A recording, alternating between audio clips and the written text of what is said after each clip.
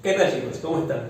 El día de hoy, para empezar el estudio del ejercicio número 4, tenemos que primero tener claras varias partes de la teoría.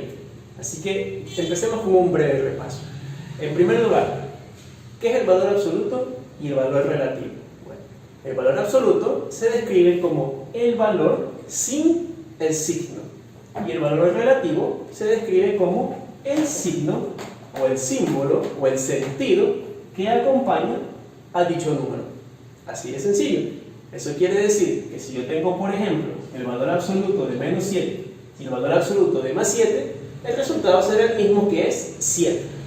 Si yo tuviera el valor absoluto, se representa por dos barras laterales entre el número. Valor absoluto de más a o valor absoluto de menos a será igual al valor de a, siempre.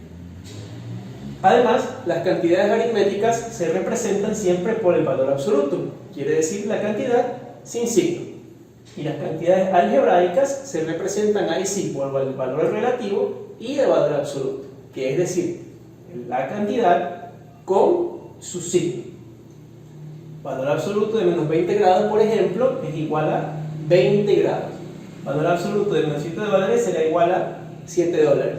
Que cuando estamos hablando, por ejemplo, de grados o de valores, quiere decir que este se encuentra bajo cero y este de aquí se encuentra en deuda, ¿sí?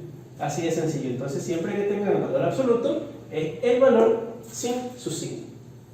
Luego de eso, tenemos que tener en clara las partes de la nomenclatura algebraica, ¿sí?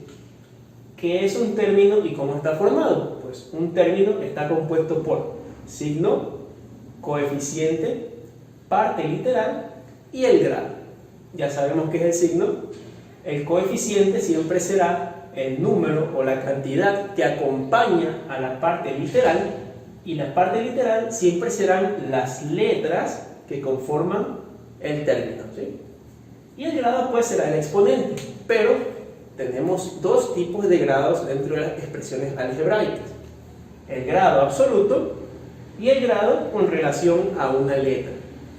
¿Qué es el grado absoluto? El grado absoluto es aquel que se obtiene sumando todas las potencias de la parte literal.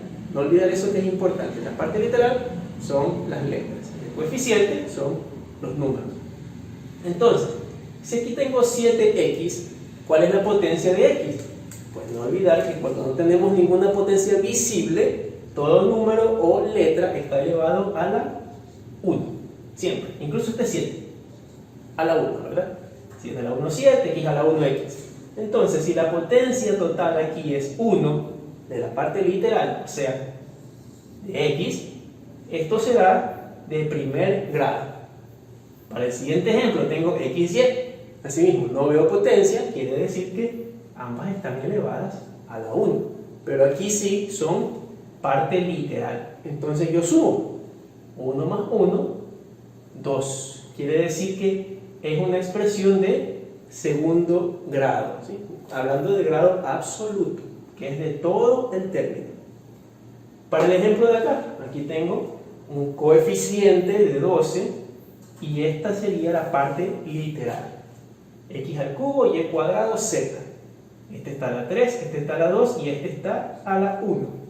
3 más 2, 5 y más 1, 6. Quiere decir que el grado absoluto es 6. Es una expresión del sexto grado.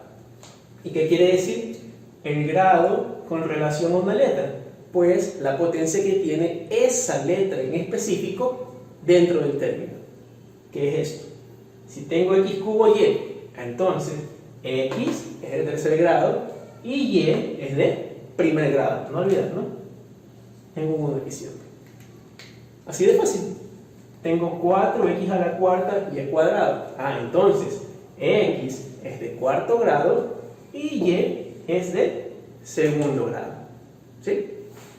Y por último, las clases de términos. Nosotros tenemos varias clases de términos. Por ejemplo, enteros, fraccionarios, racionales, irracionales, homogéneos y heterogéneos. Pero ¿cómo podemos identificarlos? Bueno, muy sencillo. En lo que va a la parte entera y la parte fraccionaria, se refiere a sí mismo a la parte literal. Parte entera quiere decir que cada uno de los términos no tiene ninguna parte literal en su denominador.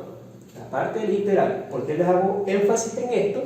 Porque, por ejemplo, aquí yo tengo una fracción, 3/4. ¿Pero qué dijimos que era 3/4? Un coeficiente, ¿sí? Entonces, sigue siendo entero. Sigue siendo un término entero. Sin embargo, para la parte fraccionaria, ahí sí debo tener yo la parte literal en fracción, ¿sí? Quiere decir que esta parte de aquí, si tiene fracción, es un término fraccionario. Así mismo acá, a cuadrado b. La parte literal es la que tiene fracción, entonces será término fraccionario. Así de sencilla la diferencia entre ellas. Y la de acá abajo todavía más sencilla, racional e irracional. Racional, el que no tiene ninguna raíz, y la irracional, el que sí tiene una raíz. Nuevamente hablando de la parte literal. Homogéneos y heterogéneos. ¿Cómo se diferencian? Bueno, dos términos son homogéneos cuando su grado absoluto es igual. Ya vimos que era el grado absoluto, ¿verdad? ¿Cuál sería el grado absoluto aquí? 4x² y a la 1. El grado absoluto sería 5, ¿verdad? 4 más 1. ¿Cuál sería el grado absoluto acá? x³ y². 3 más 2, 5. Entonces, ambos tienen el mismo grado absoluto. Por lo tanto, son términos homogéneos. Y los heterogéneos, pues, todo lo contrario. Quiere decir que es cuando su grado absoluto es diferente. Y aquí lo vemos fácil, ¿no? Este de aquí es de grado absoluto 1 y este de acá es de grado absoluto 2. Por lo tanto, son términos heterogéneos. Y ahora sí, con este conocimiento podemos empezar a resolver los ejercicios de cuarto tema.